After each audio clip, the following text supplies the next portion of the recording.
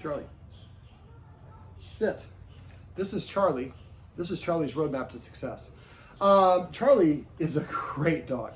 I usually come in, the dog has so many problems. I'm like trying to figure out where to start. He has a really beautiful energy. He's got a nice wiggly jiggly to him. It's a really enjoyable session for me. So the first thing we did, we talked about a little about rules. Well, actually, we talked about exercise. So I'm going to just kind of summarize these things. Now, if there's any of these things that I go over here that you forget, please call or text me. I am available to you. I don't charge for that. I want to let me know if you have questions or don't understand anything. Or need additional details. So first one is the doggy stairmaster. Remember, for exercise, dogs need to do it with an empty stomach. Their stomach can fold over, it can be fatal.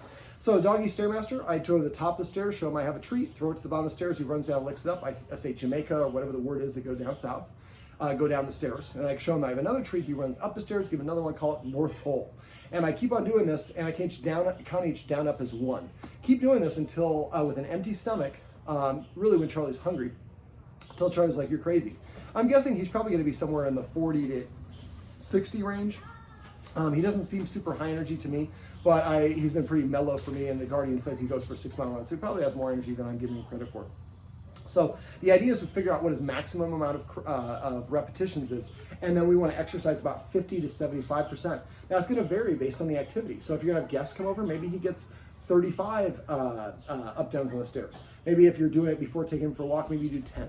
And so the kid, we have construction, we do even more. So the idea is to play around with those elements until you figure out how many up downs on the stairs sets him up for success. You can also exercise before a walk, like I said, or before other activities to really set them up for success. The other things that we could do is scent games, which is hiding treats around the house. I usually do it 5 or 10 treats. Every time he looks it up, say hunt or search or find it.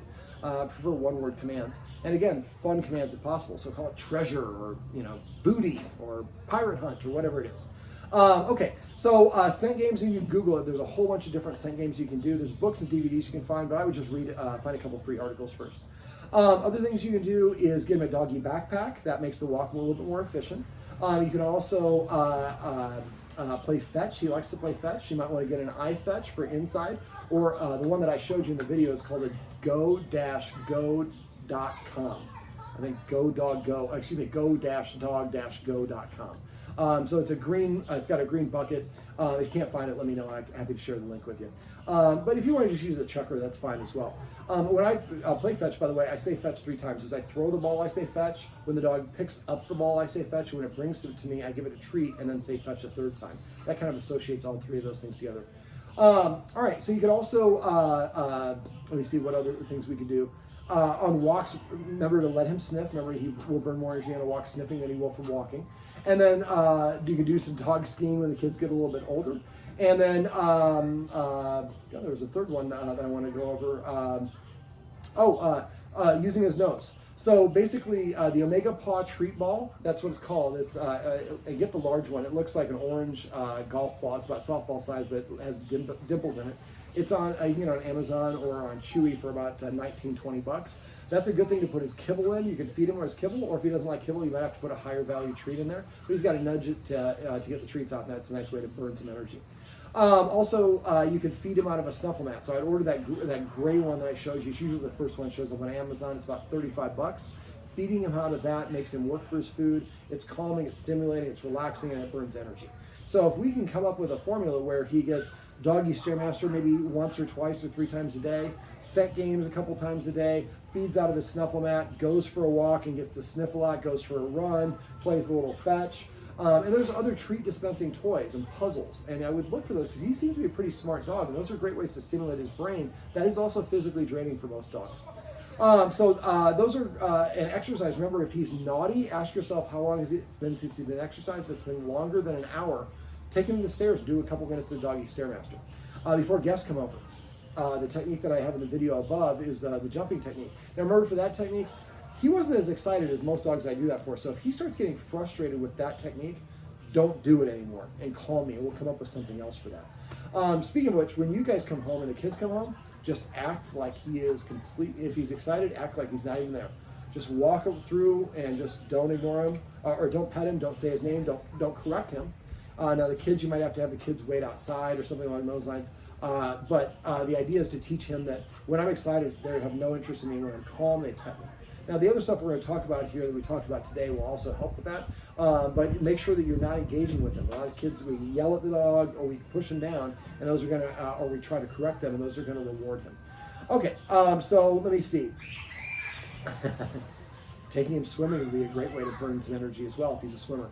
If you do want to take him there, usually you have to go someplace where you can go in the water first, and pools with the hard dump are really hard. So you want to find a lake or a stream that you can walk in, the dog walks in with you. Eventually, a lot of dogs love the water, and it's a great way to exercise if you have access to it.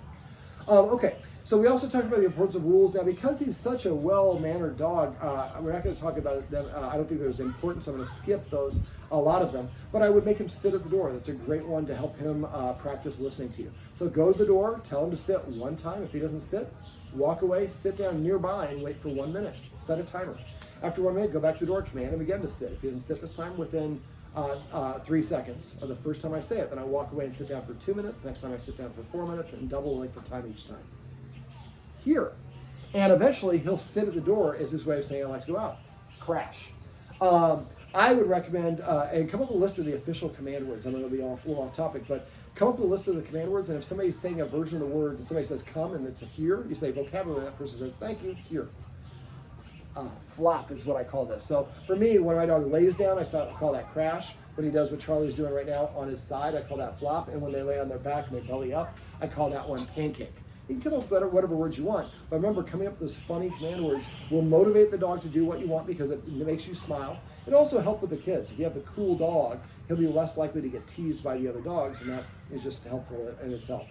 And it motivates the dog for the rest of its life. Most of the dogs are only motivated if you have a treat, and he already has some motivation problems. So coming up with that fun thing, I think, will really help. Okay, and so make a list of the official command words, and then use that vocabulary if you're using different versions of the word. I also say Scrabble if somebody's saying too many words. Oh, Charlie, you're such a good dog. You sat down. Scrabble. Sit. Remember, they hear the first word you say. I also say repeat or rerun if I'm saying sit, sit, sit. Remember, the more you say it, the less you mean it. Now, if he won't listen to you, you can say it in a high-pitched voice. Sit, sit, and that usually will get their attention. Let me see, what else? Other rules. Don't let him in the kitchen when you're preparing food between the work island and the counter. Don't let him around the work island, the other side of the work island when the kids are eating snacks there. Don't let him in the kitchen area when you're eating. And you might put that painter's tape down and have different boundaries for different things. But when the kids are eating snacks or meals, look at that as an opportunity to teach him. Don't run away from it. Have the kids, all right, kids, we're going to have a snack. We're all eating at the bar today. And while the kids are eating, you're using those escalating consequences to teach him to move away. So try to incorporate, instead of running away from your problems, try to incorporate the problem into a lesson where you can actually fix it and extinguish the behavior. If you ever get lost, you can't figure out how to do it, just message me. I'm happy to go over something with you, or we can set up a follow-up session if we need to. Let me see, what else? Remember to throw the treat. So I would go around the house, do this every day for a week.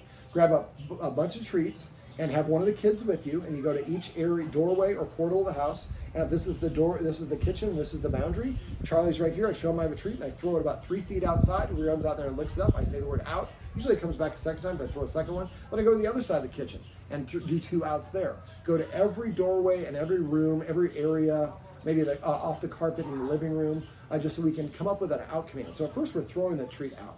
We go to every area and we throw 2 treats out. Then I go back to the first spot, and then I stand outside the kitchen and throw a treat into the kitchen, and I say kitchen when he licks it up. Living room, dining room, deck, kid's bedroom, and so on. So now I've created a command word to leave every room and to go into every room. And if you do that every day for about a week, you should have it. And then you can, if he's underfoot, you say out, and he leaves. And that's actually a punishment that I use for my dogs. Punishment is probably not the right word. So if I'm petting one of my dogs, I have another dog named Quest that is kind of a little bit of a slut for attention. So if he comes and shoves his way in there, I say out. The consequence is if you try to take it, you have to leave the room. He can turn around and leave and come right back in. And if he tries the second time, then when he leaves, he has to stay outside the room for a while. But having that out command is really helpful and beneficial for it. And the kids, it's something you can have the kids help you with, just like you can for the, Doggy Stairmaster, a lot of stuff we covered. Okay, so those are rules, but look for other opportunities of rules. I'm going to sit before I open the door and let you out of the kennel. Sit before I open the door to get into the car or out of the car. Sit before I put in your leash. I use sit a lot. But it really helps, it puts the dog in a more subordinate position and kind of demonstrates listening to you and respect. Let me see, what else? We also went over petting with the purpose of passive training. Petting with a purpose if you want to pet the dog or if the dog wants you to pet it. So if he comes up and nudges me or jumps up on me, he's asking for attention. Now if he jumps up, again, I want you guys to cross your arms or just hold still and just freeze and become boring. I know it's going to be hard with his nails, but the more that you react, the more he's going to do it because he gets a response. So he jumps up, you freeze and become boring. Once he gets down, then tell him to sit or do something else. So we don't want to, if we pet him for getting down, then he gets back up to get the down. So instead, when he jumps up, we freeze, become boring. He gets down, then we tell him to sit, and when he sits, we pet him for the sit or a down or something else. Or for petting with a purpose, if he jumps up on us, we're gonna freeze. But if he comes and nudges me or paws me or grumbles or barks or whatever for attention, he's telling me what to do. Instead of validating that and petting him, what I'm gonna do instead is I'd like you to tell him to sit. If he's already sitting here, ask him to sit over here or ask him to lay down. Don't practice shake. Wouldn't teach him to shake because any dog that jumps up, you don't want to teach shake. So basically, if he sits or lays down within that 3-second window, then reach over, pet him under his chin. Remember, under the chin promotes that nose up, that's confident. Petting here creates a nose down, that's insecure. So all things being equal, pet here, but you can scratch him anywhere except for up here. So if he sits within that 3-second window, the first time you say it, sit, you pet him and say sit, and then pet him as much or as little as you want. If he then sits again, and you pet it, or you do it 2 or 3 times, that's probably an indication he needs exercise. So if you tell him to sit and he doesn't sit, pull out your phone, watch a little TV, read a magazine, show him that I have 9 other things that I can do. I wanted to pet you, that was my #1 choice, but if you can't be bothered to sit, I'm on to the next thing and it doesn't bother me at all. Remember, playing hard to get works great for dogs just as well as it does for dating. After a while, he'll start sitting in front of you to prepay for the attention. As long as he's not breaking other rules, make sure you pet him under the chin and reward him when he does that because we're telling him that's a great way to get my attention. Remember to use the watchword of paycheck if someone's petting without a purpose. So if someone comes in the room, sees I'm petting him, and he's standing, they say paycheck. I can't say, no, you missed it. I just stop petting him. Tell him to sit. If he sits, I pet him on the chin and say sit. And actually, I asked him to sit when you open the garage door. He stood up, and I continue petting him. But thank you, because I do forget to pet without a purpose. It just gives you another opportunity to practice again. And remember, even if you want to pet him, you still tell him to sit. If he doesn't sit, he doesn't get that attention. After a while, this will make your pets more valuable. It'll help him practice sitting and coming and laying down. It'll also increase his respect for you as an authority figure, and it helps boost his confidence. He's not an insecure dog, but it's always a good idea to help increase confidence. So it really truly becomes a gift, but it'll take you guys about 1 month to 2 months to get in the habit of it. So make sure you use that watchword to get in a habit of petting with a purpose. You could also, I'd also like you to emphasize the passive training. Rewarding him when he voluntarily offers the behavior that we want is a wonderful, wonderful and very easy way to train a dog. So every time he comes to you, pet him and say, come, when you didn't ask him. Every time he sits next to you, pet him and say, sit. Every time he lays on your feet, pet him and say, crash if he's laying down traditionally, flop if he's on his side, pancake if when he rolls over on his back. Come up with a funny command word for eat. Call it pork chop or meatball or whatever it is. When he potties, say business or poop or whatever your word is. Name all your individual toys, give them, and have the kids help you with that. So you say, hey, get me, Winnie the Pooh, or whatever it is. And so now we have a deeper vocabulary. It's easier to train him, to get him to do what we want because we've taught him things that we want him to do. And those are the things that he's going to start emulating because jumping up causes the humans to get boring, but sitting, man, causes them to pet me. Laying down causes them to pet me. Coming to them causes them to pet me. So we want to kind of extinguish that jumping behavior, but also reward the behaviors we want so that motivates him. And so he gives up freely on his own the thing we don't want and embraces the thing we want because, again, we're using modern dog training, positive reinforcement. All right, we went over a leave it exercise. We also went over a focus exercise, and I also described drop it. When he has an object in his mouth, pull out a treat, walk over there and just hold it and just wait. And he'll try to take it, but don't tell him any commands. As soon as he drops it, put the object in his mouth, put the treat in his mouth, and don't show any interest in the object. After a while, you say drop, he'll spit anything out at you because he knows that means he's going to get a treat. So drop it is to drop something you already have possession of. Leave it is to not take possession of it at all in the first place. Remember to hold your hand out. Now maybe, when you see this, if you forget how to do it, go to my website, search your dog training, go to the dog training tips page. You can search for leave it. There's a bunch of videos where I show people how to do it. And you can always call me if you have questions. Leave it is if you see him sniffing at something at a counter or a trash can, something you don't want, you say leave it. He leaves it. Make sure you reward the heck out of him with pets. Or if you have a treat, you give him that treat. So it's a contract. You leave that alone and I'll hook you up with something you know you're going to get something good. And after a while, you can say leave it and the dog just walks away. The focus exercise, remember to practice that 1 second, 1 second. And make sure you touch the tip of your nose. A lot of people start going here. The whole point of that is to get him promoted looking at your nose. But when you're doing it, put your hands on your knees and wait for him to look at you. And if he's not interested in the treats, get a higher value treat. Sometimes you have to use warm chicken. As soon as he looks at you, touch your nose, go straight to his mouth and say focus.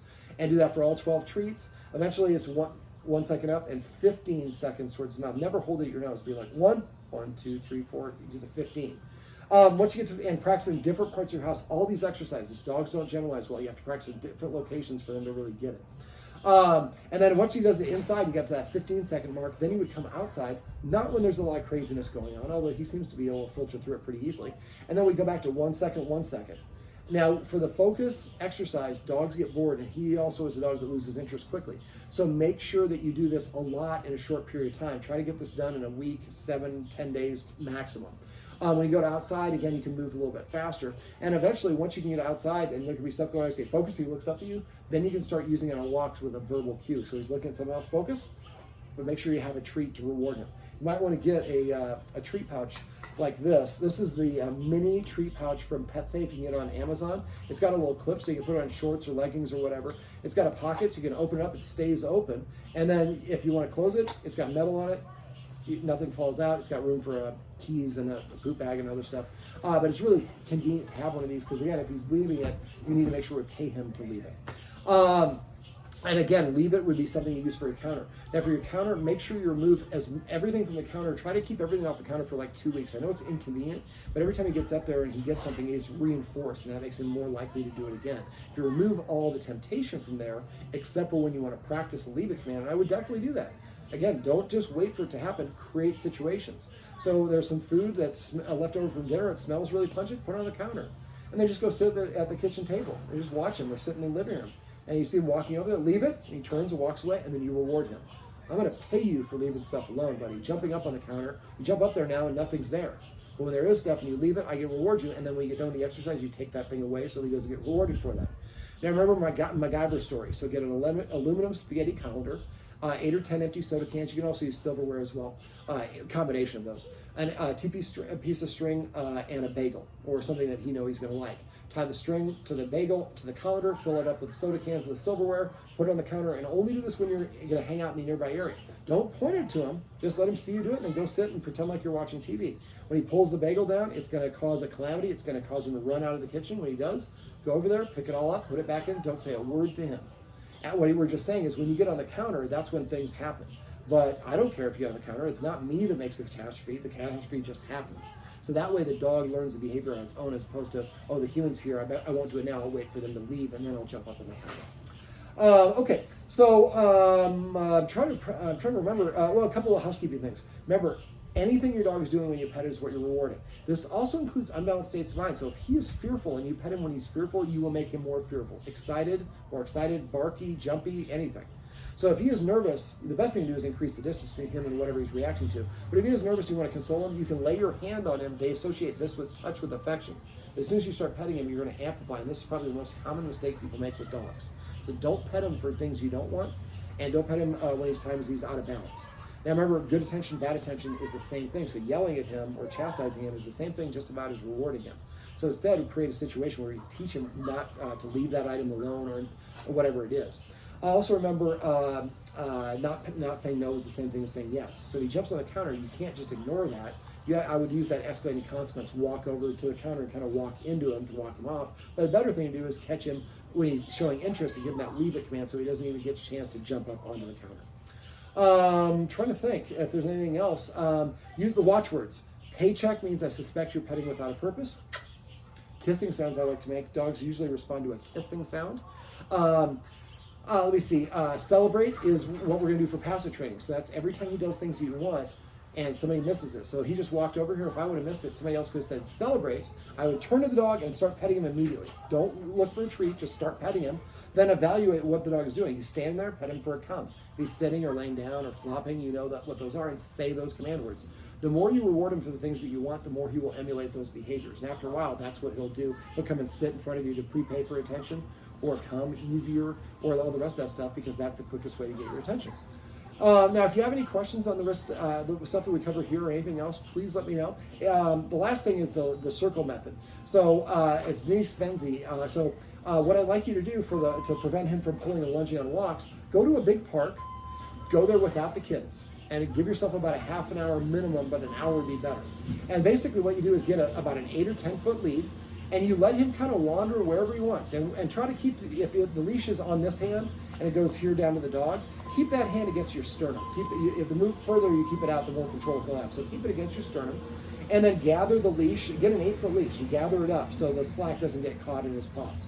And everywhere he wants to go, just follow and let him go wherever he wants. But if he puts tension or pulls on the leash, we're going to turn him away. Don't pull back, because that will make him pull forward. So if I'm the dog and I'm pulling this way, I'm going to pull the leash this way and get me, excuse me, turning.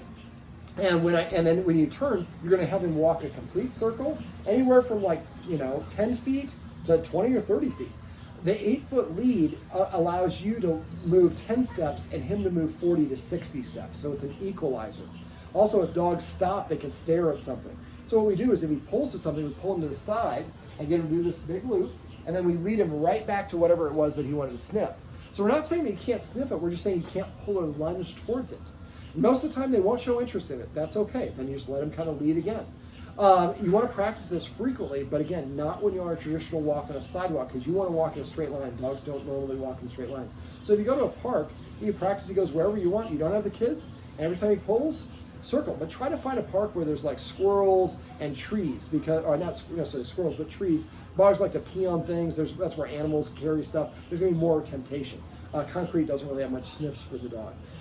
If you want to take our loose leash walking class, let us know. It's a 4-week class we do on the weekends. I'm kind of giving a summary, but we can coach you up through it a little bit better. Now, also, if you want to teach him to walk with a heel, or walk more on your side, or any basic training or commands, let me know. I'm happy to send an instructor out. Also, when you do start going back to work, if you're noticing that he is having separation anxiety, often they will start by them picking up an object and putting it in different parts of the house that they normally wouldn't. They also can chew things like furniture or clothing or shoes or carpet. Or usually they chew it around the frame of a door. So if he starts doing those sort of things, then let me know, because you want to get on it as quickly as you can. It's a lack of practice being alone. So don't always take him to pick up the kids. Maybe do it every other day. Try to make it more often that he stays home for those short visits. That's good practice. And again, you can set him up for success. Actually, do a doggy stairmaster, give him 10 minutes to recover. Then you leave him at home and you go to pick up the kids and bring him back home. And when you come in, you ignore him until he's completely relaxed. Go to the green spot, get a bunch of the low odor bully sticks. I would also get a couple of kneecaps. I would get at least one cow cheek. It'll roll up, it'll look like a rawhide. My dogs covet those things, and that'll last for a while as well. So you have a kind of a mixture of some bully sticks, maybe a kneecap, a trachea, cow, whatever it is, cow cheeks. You want to have a couple things set off to the side that when he's getting in trouble or he's being a nuisance, the kids want him to leave him alone, you leave that stuff down. Now, if you get a dog bed, I like to have a dog bed in every room, and I have videos on how to teach your dog to use the dog bed. If you get struggle, let me know, and I can share those with you. But my rule would be if he's in the dog bed or in the kennel, the kids are not allowed to interact with him. So if that's the case, that way he knows I have a safe place to go. Because he's so well behaved, I would probably collapse the kennel down if you don't need it. I don't think you'll need it. He just seems to be such a well behaved and balanced dog. I don't think you'll need it. I only kennel dogs to keep them or my furniture safe. Let me see. There was something else I wanted to talk about with that. It's not coming back to me. It'll come to me. It'll probably come to me after I finish this video. Anyway, so if you do want to do some training or something, please let me know. And if you have questions on any of the stuff that we went over, please text me. If I don't hear from you, I assume that means everything's going great, which I kind of expected to be the case with Charlie. But again, if you want to teach him some new tricks and commands, it's a great way to do it. And remember, come up with a list of the official command words, tape to the refrigerator. I remember what I was going to say. And then say vocabulary if somebody's using the wrong version of the word. And it just makes it easier because we often assign a bunch of command words for each command expression. Last thing is the candy for the kids. So again, do an arts and crafts day, get a little coffee mug or glass for each kid and write their name on it and put glitter on it, have them put whatever they're interested in, draw on it. And then you explain, hey, the dog guy taught me that, whenever we pet Charlie, that's how we say thank you. Would you say thank you before or after I give you this little piece of candy? They're like, before? Are you sure? After? That's right. Here you go. Thank you. That's right. So from now on, anytime you want to pet Charlie, we'd like you to ask him to sit or to lay down or to flop. And if he does and you pet him and you tell me, I'm going to take this M&M and put it in your jar, and at the end of the day, the kids go grab that jar, and they get that for dessert, and now the kids have a merit system that motivates them to want to do it. You have young kids, but as they get older, it's great to give them good habits for this sort of thing. Besides that, I think that's pretty much it. So if you do have any questions, let me know. Charlie, come. What a good dog he is. If you ever want to get rid of Charlie, you let me know. I'd take it. Charlie, let's say goodbye to America. We got to sign off. Sit.